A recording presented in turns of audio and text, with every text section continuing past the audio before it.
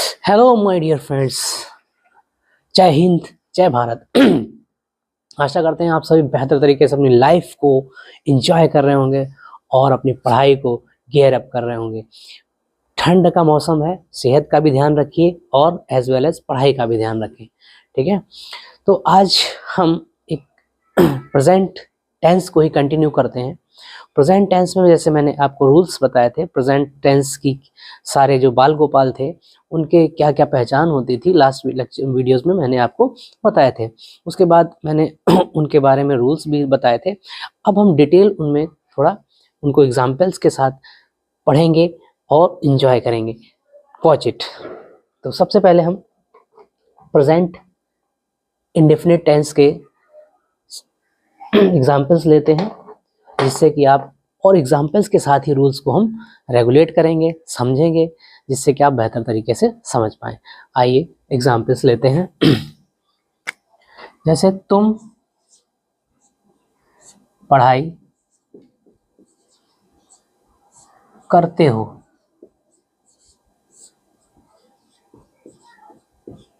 करते हो ना, तुम पढ़ाई करते हो। यू या आप पढ़ाई करते हो, है ना। आप पढ़ाई कर सकते हो, आप भी लिखोगे, लेकिन इंग्लिश ट्रांसलेशन यू ही होगा। चाहे आप बोलिए चाहे तुम बोलिए, इंग्लिश का ट्रांसलेशन सेम होगा। जैसे कि माई, चाची, ताई सभी के लिए आंटी हो जाता है, और फूफा, ताऊ, चाचा सभी के लिए अंकल हो जाता था। तो इंग्लिश में ट्रांसलेशन कई वर्ड्स का सेम होता है। तुम और आपका यूज यू के लिए होगा, ठीक है, ट्रांसलेशन। तो तुम पढ़ाई करते हो, जैसे मैंने कहा था, ये किस टेंस है, ये किस प्रेजेंट टेंस का है। प्रेजेंट टेंस के 4 बाल गोपाल है, तो उसमें से किस बाल गोपाल का ये टेंस है। तो प्रेजेंट तो है क्योंकि है हो है ना। लेकिन करते हो, ते, ता है, ती है, ते हैं, किसमें होता है बालक, किसमें होता है, प्रेजेंट इंडेफिनिट टेंस में। तो आपको ये नोट करना होगा, प्रेजेंट इंडेफिनिट टेंस का ये वाक्य है। तो इसको कैसे बनाते हैं, सबसे पहले subject you, verb, then verb SVO, ये इंग्लिश का ट्रांसलेशन होता है, सब्जेक्ट वर्ब देन ऑब्जेक्ट। ये इंग्लिश के ट्रांसलेशन में सबसे चीज ये है SVO। और हिंदी में क्या होता है बेटा, SOV हो जाता है। ये हिंदी में होता है इस तरह से ट्रांसलेशन लिखा हुआ कोई भी वाक्य, और इंग्लिश में वाक्य इस तरह से लिखा होता है। क्लियर। इंग्लिश में वाक्य में सबसे पहले सब्जेक्ट होता है, देन वर्ब होता है, देन ऑब्जेक्ट होता है, और अदर चीजें अगर उसमें तो उसके बाद होती है। Clear guys. लेकिन हिंदी में क्या होता है, सबसे पहले कर्ता होगा, फिर कर्म होगा, फिर वर्ब होता है। जैसे वह काम करता है, देखो हिंदी में देखिए आप, तुम पढ़ाई करते हो, है ना, या तुम किताब पढ़ते हो। अगर मैं कर दूं तुम किताब पढ़ते हो, तो किताब बाद में आएगी, किताब पहले आ रही है, कि कर्म पहले है। तुम किताब पढ़ते हो, यू रीड अ बुक। देखो, यू रीड अ बुक। तो अगर इंग्लिश ट्रांसलेशन में देखोगे, इंग्लिश का सेंटेंस देखोगे, तो ऑब्जेक्ट बाद में है, लेकिन हिंदी में ऑब्जेक्ट क्रिया से पहले है। क्लियर गाइस, इस बात को याद रखना, ये नोट कर लेना कि हिंदी में वाक्य कैसा होता है और अंग्रेजी में वाक्य किस ऑर्डर में लिखा होता है, किस क्रम में लिखा होता है। You read. अब यहां पर एक चीज याद रखना, रीड और स्टडी, देयर आर 2 वर्ड्स, दोनों का मतलब होता है पढ़ाई करना। Clear guys. लेकिन अगर आपके सामने मैगजीन है, बुक है, या आप किसी चीज को पढ़ रहे हैं, that is in front of you, then you use read. आप तब यूज करेंगे रीड को। अदरवाइज जब तक आपके सामने in front of you nothing is there, you have to use study. तो हम यहाँ पर कौन सा वर्ड यूज करेंगे, स्टडी या रीड। हम स्टडी का यूज करेंगे। किसका यूज करेंगे बाबू, हम किसका यूज करेंगे बच्चा, रीड, स्टडी का। किसका यूज करेंगे, यू स्टडी। हो गया, तुम पढ़ाई करते हो। अगर मैं इसी को, तुम किताब पढ़ते हो, तुम एग्जाम्पल्स के साथ हम लोग पढ़ रहे हैं तो ज़्यादा बेहतर से समझ में आएगा। तुम किताब पढ़ते हो, क्लियर? तुम किताब पढ़ते हो। You read a book, you read a book. क्यों? अब यहाँ रीड क्यों यूज किया? क्योंकि बुक इसके सामने है, that's why we used read. Okay guys, यहाँ बुक है इसके सामने, that's why you read a book. यहाँ एस और ई एस का यूज क्यों नहीं हुआ? क्योंकि मैंने ऑलरेडी आपको बताया है कि आई वी यू दे और प्लूरल सब्जेक्ट के साथ एस या ई एस का यूज नहीं करते। Clear wise? प्लूरल सब्जेक्ट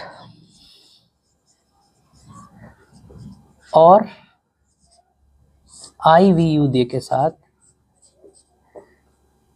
हम एस या ई एस का वर्ब की फॉर्म में यूज नहीं करते। ठीक है, इसका यूज नहीं करते, वर्ब की फॉर्म में एस या ई एस का यूज नहीं करते। ओके गाइस, अगर मैं यही कह देता नेक्स्ट, सीता किताब पढ़ती है, ठीक है, देन इसका क्या होगा? सीता, अब कुछ लोग एस आई टी ए लिख देते हैं, कुछ लोग S double E T A लिख देते हैं। सीता रीड्स अ बुक, ठीक है, सीता रीड्स अ बुक। अब यहाँ पर मैंने एस या एस का यूज किया है, एस का यूज किया ना, देखो, है ना? तो क्यों यूज किया? क्योंकि सीता एक सिंगुलर पर्सन है, ठीक है। ही सी इट का यूज यहाँ पर नहीं, यहाँ पर सीधे नाउन है, सिंगुलर नाउन है, that's why it is S या ई एस हमने वर्ब की फॉर्म में यूज किया है गाइस, ठीक है। तो सीता किताब पढ़ती है, मैं कहूँ। नेक्स्ट ले लेते हैं, रोहन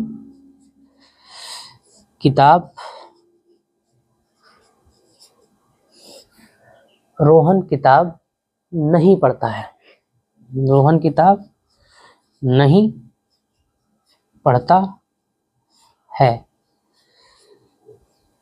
अब इसका ट्रांसलेशन कैसे होगा? क्योंकि मैंने कहा है कि निगेटिव सेंटेंस में और इंट्रोगेटिव सेंटेंसेस में हम डू या डज का यूज करते हैं। किसका यूज करते हैं बालक? डू या डज का यूज करते हैं। तो निगेटिव सेंटेंस है ये, रोहन किताब नहीं पढ़ता है। यहाँ नहीं क्या है? निगेटिव है ना, ये सेंटेंस असर्टिव निगेटिव सेंटेंस है।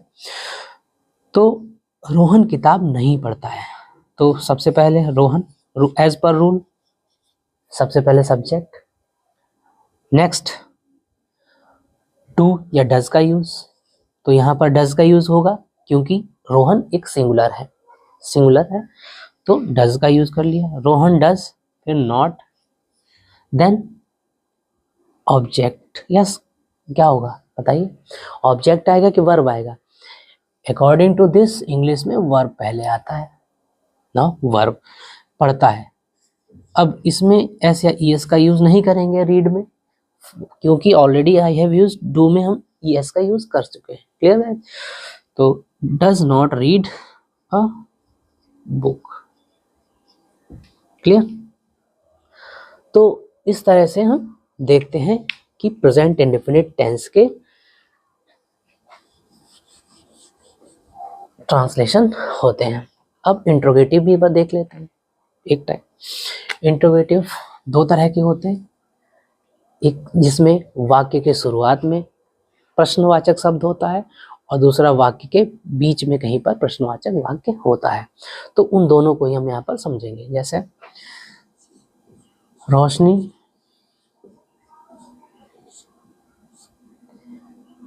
किताब क्यों पढ़ती है? ठीक, तो रोशनी किताब क्यों पढ़ती है? क्योंकि उसे कामयाब होना है, that's why she is reading a book, है ना। आंसर नहीं देना है हमको, यहाँ ट्रांसलेट करना है। और यहाँ पर ट्रांसलेट जब क्वेश्चन वर्ड होगा तो उसका क्वेश्चन मार्क भी लगा होगा, ठीक है बेटा। तो रोशनी किताब क्यों पढ़ती है? अब यहाँ पर क्या होगा, इस तरह के वाक्य में जहाँ पर प्रश्नवाचक शब्द बीच में होता है उसका ट्रांसलेशन सबसे पहले लिखा जाता है वाई। क्यों का ट्रांसलेशन वाई। देन डू या डज का यूज करेगा, रोशनी सिंगुलर है तो डज का यूज होगा। फिर रोशनी, देन पढ़ती है, रीड अ बुक। ठीक, तो इसका अगर हम रूल्स बनाएं तो कई सारे रूल्स हो जाएंगे, तो रूल्स ही पढ़ते रहेंगे ना, हर किसी का एक रूल्स बना लें इस तरह के वाक्य में। अगर मैं कहता रोशनी क्यों नहीं पढ़ती है, why does Roshni not read a book होगा। रोशनी क्यों नहीं पढ़ती है, वाई रोशनी किताब क्यों नहीं पढ़ती है, रोशनी किताब क्यों नहीं पढ़ती है, वाई। यहाँ क्यों पढ़ती है या क्यों नहीं पढ़ती है, क्योंकि उसे नींद लगी होगी, कहीं जाना होगा, इसलिए नहीं पढ़ती है ना। बट रिमेंबर, पढ़ाई के समय नो बहाना। ओके, तो रोशनी किताब क्यों नहीं पढ़ती है, रोशनी लिखेंगे या क्या लिखेंगे, मैंने ऑलरेडी कहा है क्यों यहाँ पर पहले है, तो क्वेश्चन वर्ड है तो जाहिर सी बात है क्वेश्चन का word translation why does Roshni not read a book, that's it. Clear?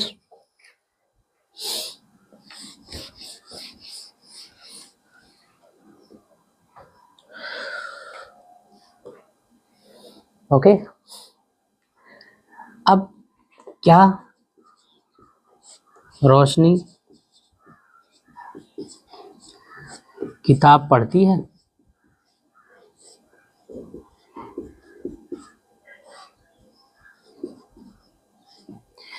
क्या रोशनी किताब पढ़ती है। अब रोशनी को लाइट मत लिख देना, है ना। रोशनी इज अ नेम, नाउन। कुछ बच्चे अगर राजा लिखा है, किसी का नाम ही राजा है तो उसको किंग लिख देते हैं। Don't be do that. अगर नाउन फॉर्म में तो उसको आप एज इट इज लिखेंगे, राजा को किंग नहीं राजा ही लिखेंगे अगर वो नाम है तो। Clear guys? तो यहाँ पर रोशनी नाम है, लाइट नहीं है, ठीक है। तो क्या रोशनी किताब पढ़ती है, तो यहाँ पर क्या होता है, जब इस तरह का होता है प्रश्नवाचक शब्द शुरुआत में होता है, क्या ही इनिशिएट करता है किसी भी हिंदी में अगर जाएंगे तो प्रश्नवाचक शब्द शुरुआत में क्या ही आता है, बाकी वर्ड्स बीच में ही आते हैं। तो क्या रोशनी किताब पढ़ती है, तो डू या डज का यूज करते हैं, तो यहाँ डज क्योंकि रोशनी सिंगुलर है, does Roshni read a book. Clear? Next, क्या रोशनी किताब नहीं पढ़ती है, क्या रोशनी किताब नहीं पढ़ती है,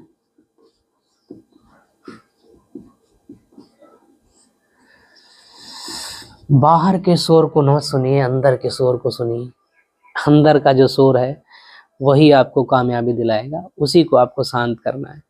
बाहर के शोर को शांत करके कामयाबी नहीं मिलती है बालक, अंदर के शोर को कम करके कामयाबी मिलती है। तो खुद भी शोर मत करो, चुपचाप लिसन एंड थिंक, सुनो, सोचो, समझो और पढ़ो, पढ़ते हुए समझते हुए आगे बढ़ो। यही कामयाबी का एक बढ़िया बात है, रास्ता है। क्या रोशनी किताब नहीं पढ़ती है, अब यहाँ नहीं कहा गया, तो डज रोशनी नॉट, जो नॉट वर्ड आएगा वो कर्ता के बाद ही आएगा, आफ्टर सब्जेक्ट, याद रखिएगा। रोशनी नॉट रीड अ बुक। ठीक है, यहाँ क्या की ट्रांसलेशन वाट नहीं करेंगे क्योंकि क्या बीच में नहीं है, क्या शुरुआत में, ये वाक्य के प्रारंभ में अगर कोई भी प्रश्नवाचक शब्द आता है तो उसकी अंग्रेजी डू या डज ही होगी प्रेजेंट इंडेफिनिट टेंस में। Clear guys? ओके, तो इस तरह से हमने ये सीखा। अब अगर रूल्स लिखना चाहो तो रूल्स लिख सकते हो। जब प्रश्नवाचक शब्द प्रारंभ में हो,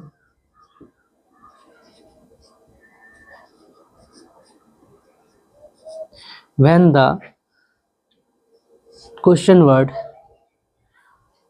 in Hindi sentence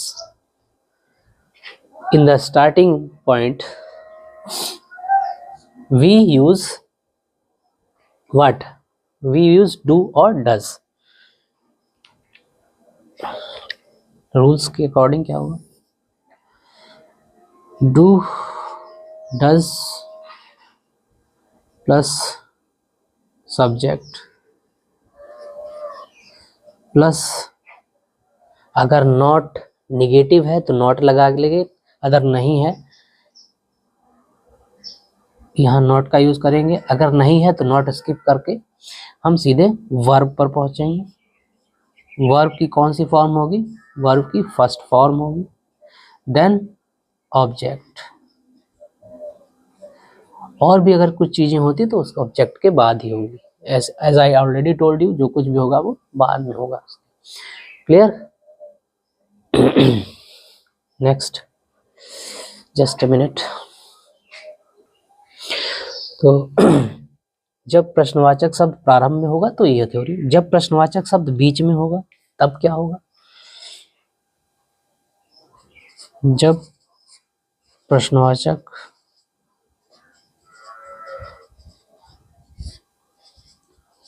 शब्द बीच में हो तो क्या होगा? मैं एग्जाम्पल्स के साथ करा रहा हूं जिससे कि आप बेहतर तरीके से समझ भी पाए। ठीक है, जैसे मैंने कहा जब प्रश्नवाचक शब्द बीच में हो, जब ये प्रश्नवाचक शब्द कहाँ है? बीच में है, तो हमने क्या देखा? ट्रांसलेशन, उस बीच वाले ही क्वेश्चन वर्ड का ट्रांसलेशन सबसे पहले हुआ है। तो हम क्या करेंगे? रूल्स बनाएंगे। WH वर्ड जो बीच में होगा, उसके बाद डू या डज का होगा। अगर सिंगुलर है तो डज और प्लूरल है तो डू का यूज होगा। देन सब्जेक्ट होगा। देन अगर निगेटिव है तो निगेटिव लिखेंगे, अदरवाइज यहाँ नहीं लिखेंगे अगर निगेटिव नहीं है। तो सीधे वर्ब पहुंचेंगे, वर्ब की first form plus object. Clear है? तो इस तरह से हम प्रेजेंट इंडेफिनिट टेंस के इंट्रोगेटिव सेंटेंस का ट्रांसलेशन करते हैं। ये रूल्स भी हैं दोनों, ठीक है, फर्स्ट एंड सेकंड इंट्रोगेटिव के लिए। Clear guys? तो इसको आप स्क्रीनशॉट ले लीजिए। तो गाइस एक बार हम फिर से प्रेजेंट इंडेफिनिट टेंस के सारे रूल देख लेते हैं, सभी रूल्स को देख लेते हैं। प्रेजेंट असर्टिव में कैसे बनते हैं? Assertive sentence